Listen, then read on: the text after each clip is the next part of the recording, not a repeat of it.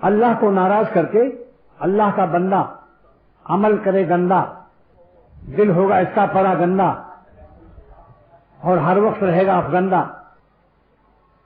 اس لیے بتا رہا ہوں کہ جو سانس اللہ کی نافرمانی میں گزرتی ہے، مومن کی وہ سانس اس سے بڑھ کر کوئی منحوس اور بری گھڑی نہیں ہے جس گھڑی میں یہ اللہ کو ناراض کر کے حرام لذت کو امپورٹ کرتا ہے۔ مومن کی سب سے بری گھڑی ہے، اور اس کے چہرے کو دیکھ لو کہ جھاڑو پھر رہا ہوگا۔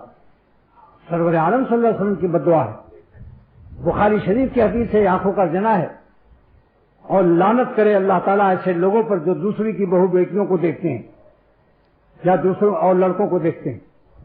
یہ لعنت ہر ایک پر ہے، تو لعنتی چہرے پر نور کا مشاہدہ ہوگا۔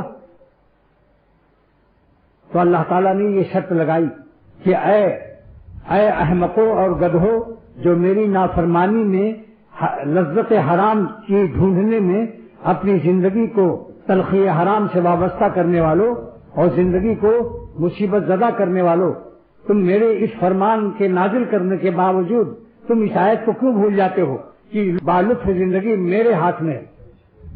مجھ کو خوش کرو، آسمان والے کو۔ زمین تابع ہے آسمان کے، زمین پر وہی چین سے رہے گا جو آسمان والے کو خوش رکھے گا۔